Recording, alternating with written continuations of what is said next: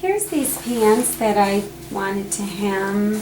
They're very good quality, they're stretchy, and they're just really long. So I put them on and I measured where I wanted them to fall, and I had my heels on. In the backs of the pants, what I did was I just rolled them up twice. These, here's the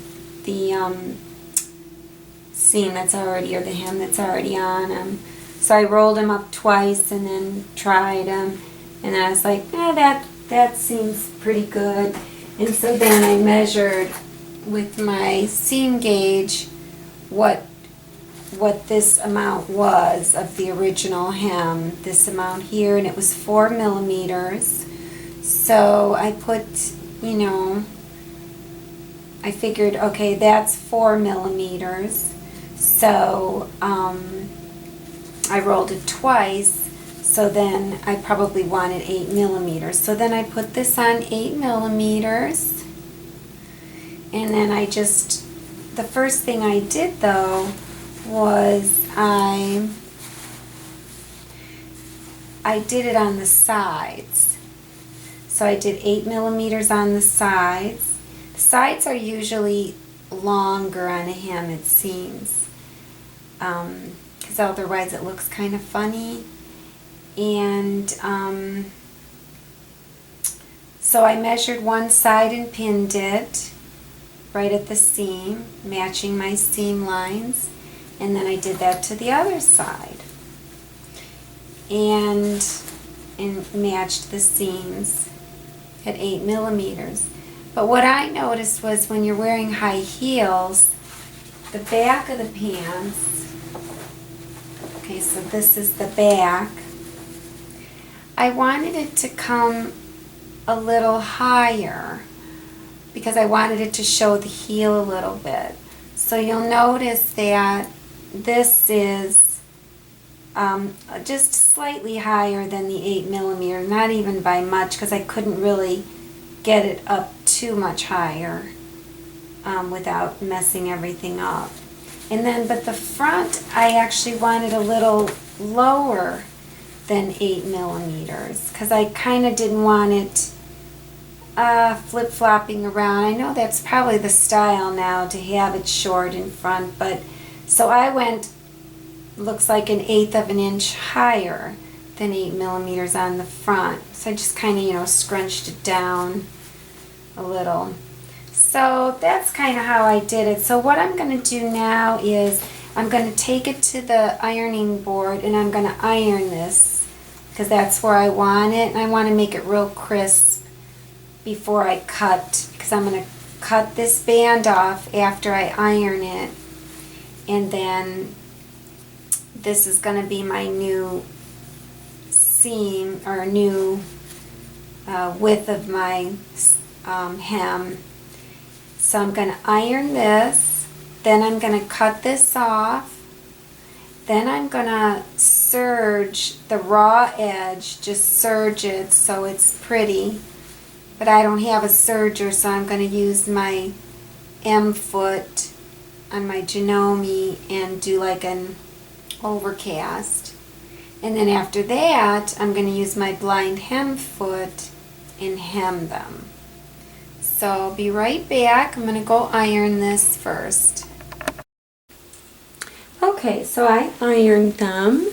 And so now I'm just moving the pins down so that I can cut that band off. I'm just going to keep my pins in for right now.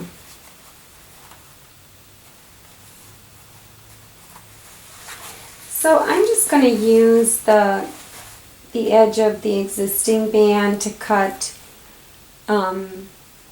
it. I like to use shorter scissors when I'm cutting. So then I'll just cut this off. And it doesn't have to be perfect because I already have my hem figured out.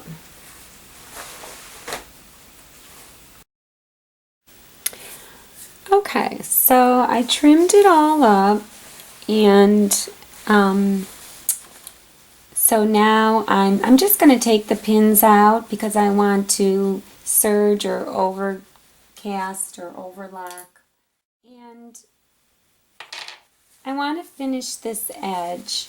So to finish this edge, and I'm going to finish it on the right side of the fabric, so when it's folded, that's the top, that's the part that you'll see is the right side of the fabric.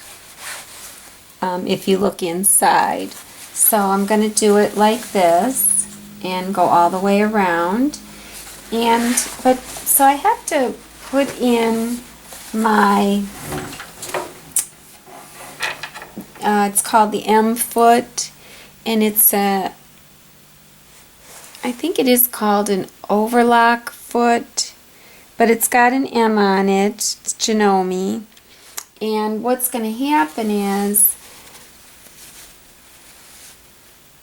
there's a little black, let's see, there's this little black bar that kind of sticks out. You can see how it sticks out, and that's going to rest up against the edge. So what you do is, when it's on the machine, it rests on the edge, and that's how you glide. You just glide down that edge. It's your guide. Okay, so mode 2, number 13. Well, that's good because then that's a good overcast stitch. That is really a good stitch. That's telling me to use M. So 13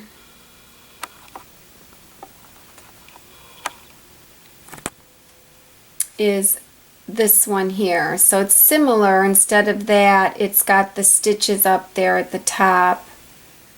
So that'll be a good one to use. And on my daughter's machine, that's stitch number 11. So on this machine, it's stitch number 13. So, and it's telling me to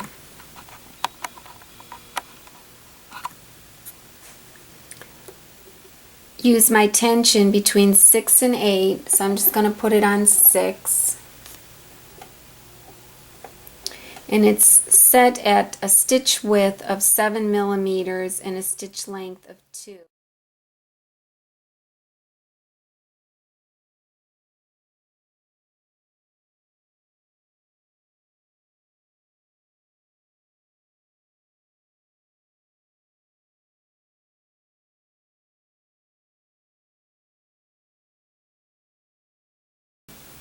So I'm going to just start then, and this will overcast it and give us a nice clean edge. So I have my everything off, so I'm using the arm because it's just like a sleeve. I really can't see well with these glasses though, but that's okay. The machine does all the work. It's kind of tangled up. And I have it on slow.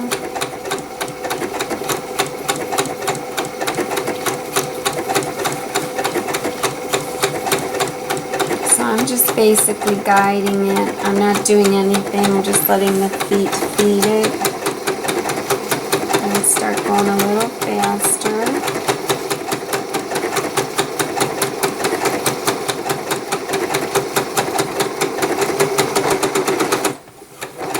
Increasing the speed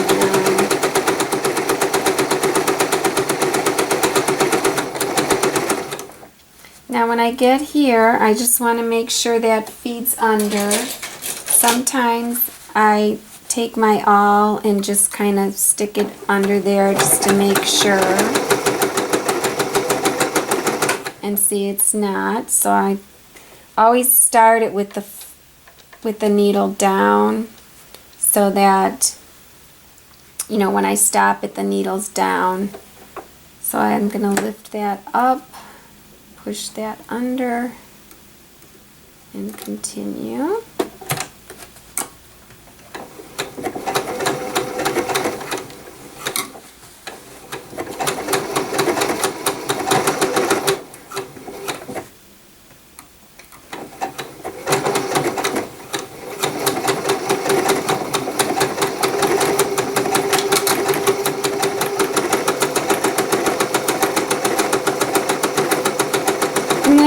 ripply like that, it's kind of okay. You don't want to stretch it. Just kind of turn it a little. I see how I've got it turned.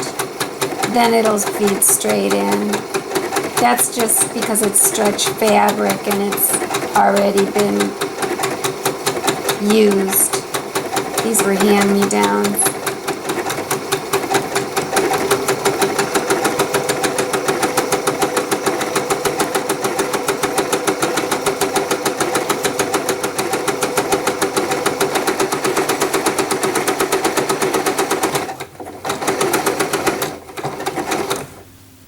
So now we're coming to this.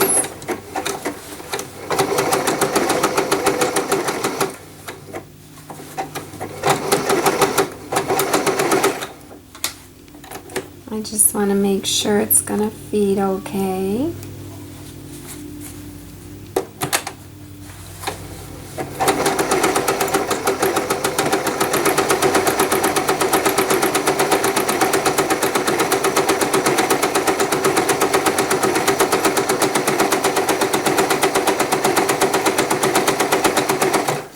So then for this, if you want to know when you're at the end, you could take your chalk and you could mark a line right here, out here, so you can see when you're at the end.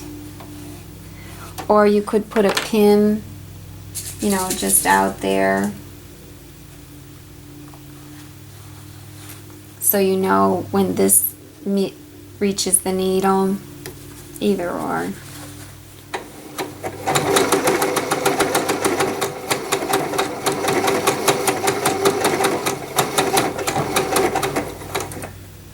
So now it did reach it.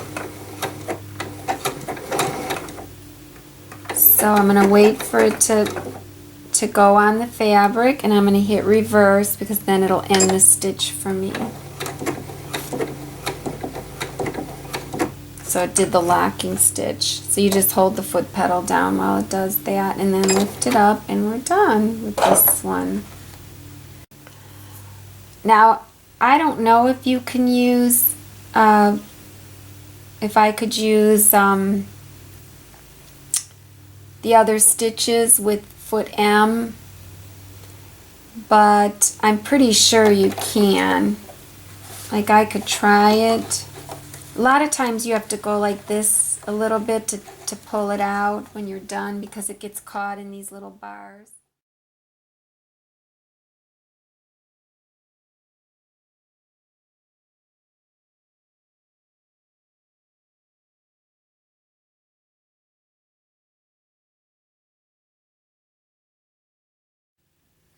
So, okay.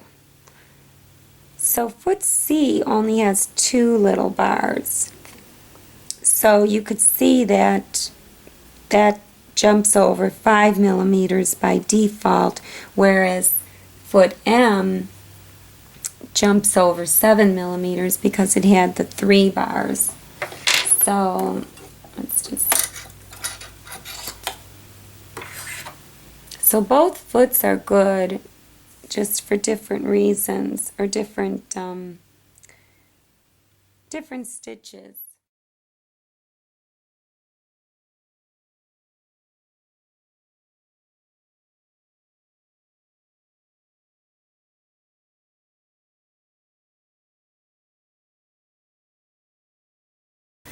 So for stitch number 11, then you could use this M foot. Now, if you don't have either one of these foots, you can use the regular foot. It's just that these little bars and the little guides just make everything so much easier. So it would be good to get one of these feet and use one of those overlock stitches. Okay, so we've done that. So now we're going to actually do the blind hem, and this is the blind hem foot, or it's foot G, and it's also called the stitch in the ditch foot. Quilters use it because they line up this little black bar right in the seam, and you just guide your fabric if you had a seam. I don't know if any of these have a seam, but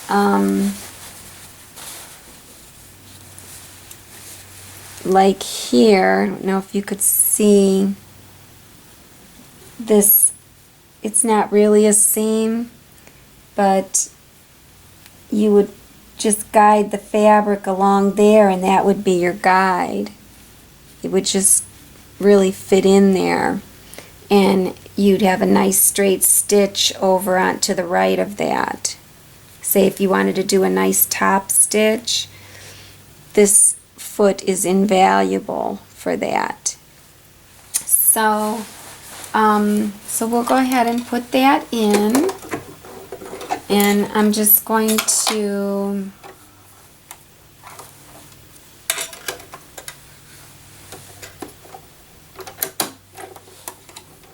okay.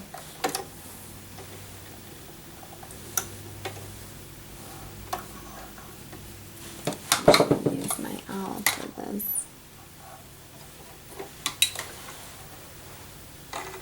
Got a lot of thread out there. Okay. So what I have to do now, so here's the overlock that we did. It's really nice, and it just made a really nice raw edge. So we're going to fold that back to where it was.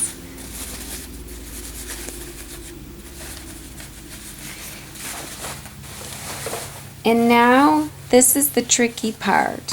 So you're looking at your hem, and this is the wrong side. You know, your pants are inside out, the hem is turned, and I probably should put the pins back in just to make sure. I'll just put them like halfway just so we don't have any problems. So the pins are back in and the pants are still inside out. And so what you want to do is you want to take this, now you don't have to worry because this is your hem, this is your finished length. So that's not going to change. But you take this and you push it all back inside, all of it.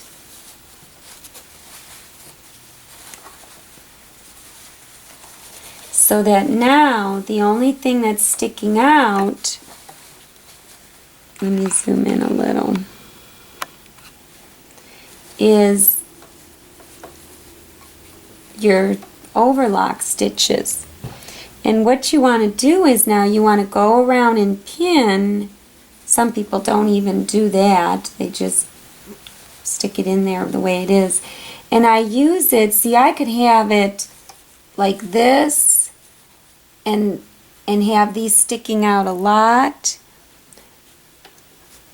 And what's going to happen with the overlock, it's going to jump over and catch just a hair thread here and then run a couple of straight stitches, then catch a hair, run a couple straight, catch a hair, run a couple straight. But what's nice about serging is you don't really want all of this, you know, free. You want to get as much of this serge stuck in there as you can. So what you can do is you can use this as your guide to where you want to.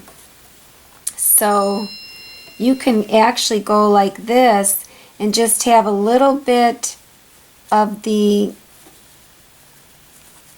overlock stitches showing. So now when it does your straight stitch, it's going to do it like halfway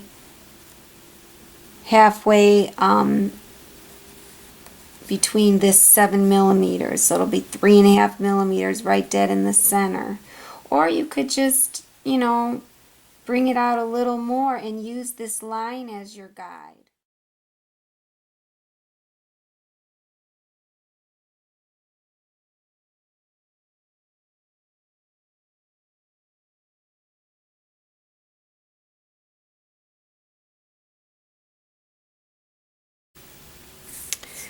So then, so I'm just going to use this now as a guide, and I'm going to do the two seams, or the side seams first. So I did the one side seam, and then the other side seam. And then, since this is stretch material and these are used, and this is a little wavy, I have to stretch it just a little bit. I hate to do that, but I have to find where I'm going to work in some of these ripples. So I didn't really put that much on stretch on it. So I pin in the center. Actually, I don't want to have to take my pins out, so I'm putting them far away. And then here, so you do have to worry about working in some of these gathers, and when it's stitching I am going to have to pull it ever so slightly just to make sure I don't have any ripples.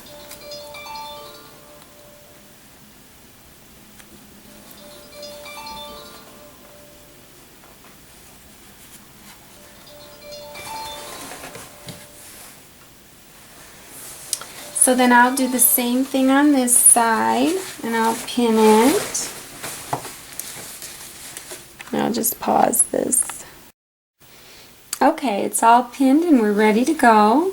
And here's my little black bar, and I'm just going to rest the fold right against there. I have everything set on my machine.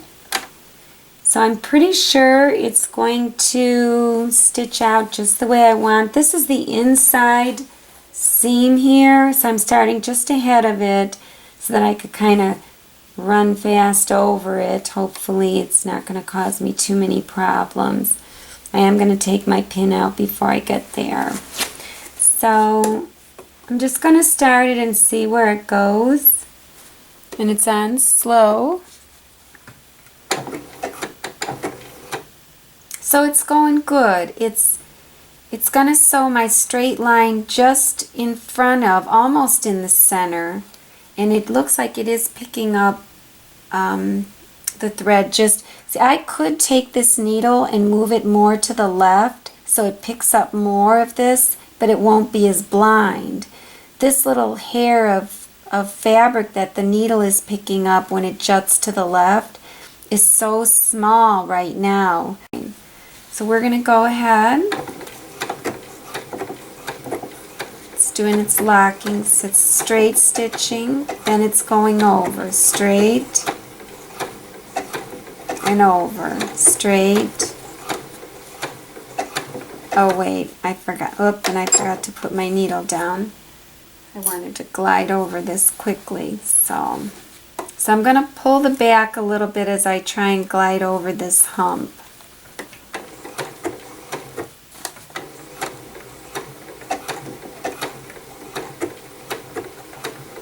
I am tugging a little over this hump, not a lot.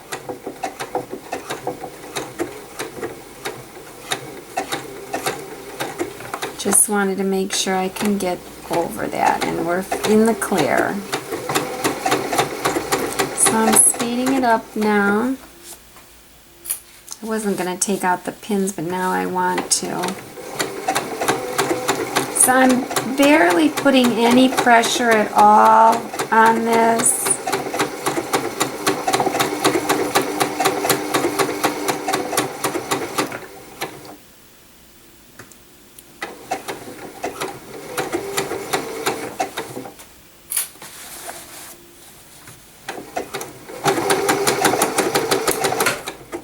Oops. Oh, look, I forgot to take a pin out. You want to make sure you get all those other ones out. See, that's why this foot is so good, this stitch in the ditch foot. It is invaluable. It makes this hemming so easy and professional.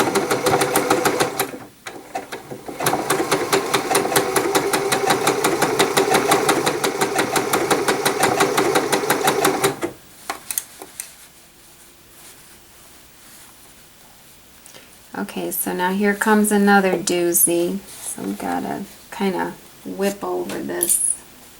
Oh, and look, good thing I stopped because I have another pin I forgot to take out. That would be awful. Okay, so I'm gonna kind of keep my finger on that. It's probably fine. These Janomes are workhorses. It's not going to have any problem.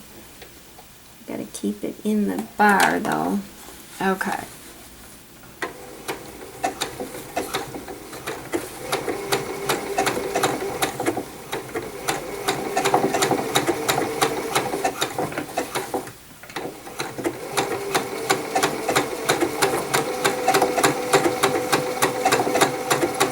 Now here is where it was kind of ripply. So I am giving it, I'm pulling just a hair.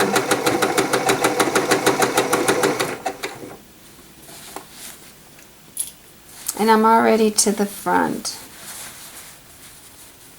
So that wasn't bad at all.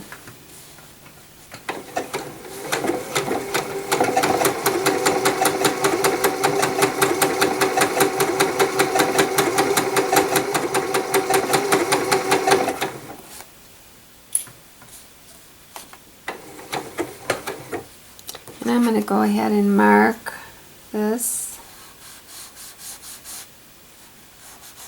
It's where I'm stopping.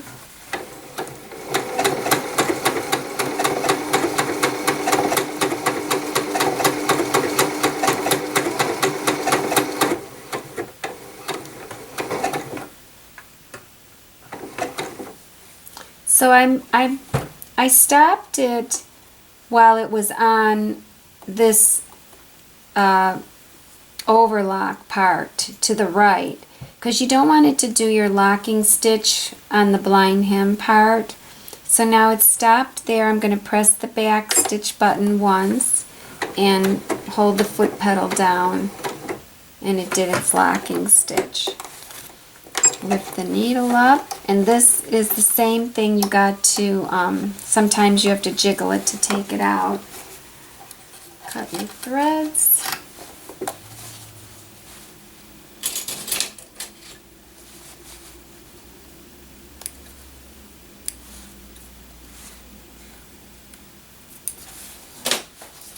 So there you can see.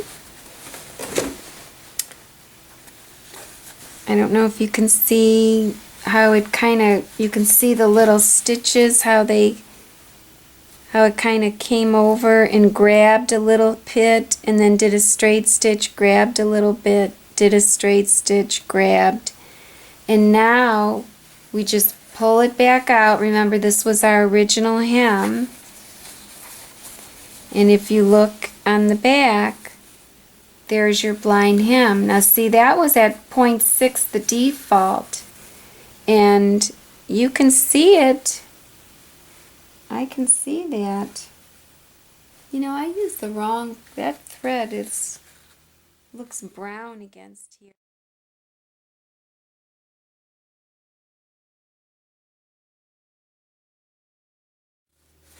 So then you'll want to just go and iron this hem all the way around. I don't know why it looks so beige on, well, yeah, because when you put it on the pant, that's what I should have done. You always want to lay it across the pant leg, and it looks completely brown on there. Oh well, at least you could see it. So I'll just do that one again. Okay, so I went ahead and I ripped out that thread that didn't match, and I put the black in because I'm not gonna find anything dark gray for right now. And I don't know if you can see, but I ironed it, and the black, you can barely see, there you can see the little black stitches. And the other thing that I did was on this screen here,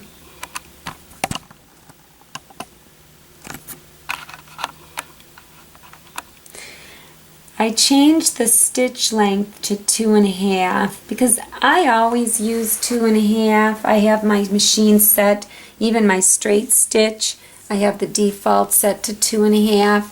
I don't think you need a 2 millimeter stitch on this. Maybe for seams you would need a 2 millimeter stitch.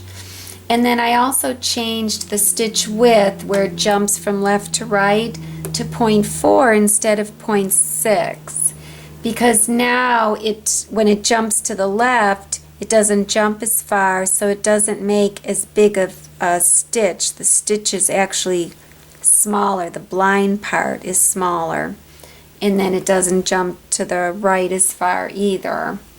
And the other thing I noticed, what I did wrong the first time, if you recall on the overlock, when we did the overlocking stitch, they said to set the tension from 6 to 8. Well, I forgot to reset my tension on top. So we really saw that thread even more so because the tension was up so high and it was kind of too tight and just not a relaxed look.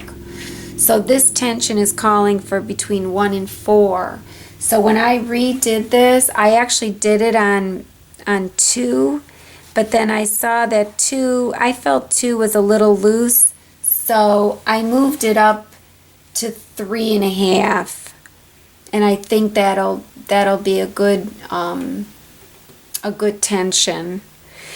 And generally, the thicker the material, like especially with embroidery in that, when the material is so thick, and this is kind of thick and cushiony, you do need a little bit more tension. Otherwise, it just won't pull all the layers together. So I'm going to go up to 3.5 then for the next one. It's not going to make that big of a difference. So, but I think that looks really good. And even though it's black, I mean, you really can't see it that much unless you get the angle right. So here you can see them on linoleum. I think you can see them. I have been wanting to hem these for so long. So they look pretty good. I can go out now. And when I walk, you can see that I have pumps on, but they're not, too short.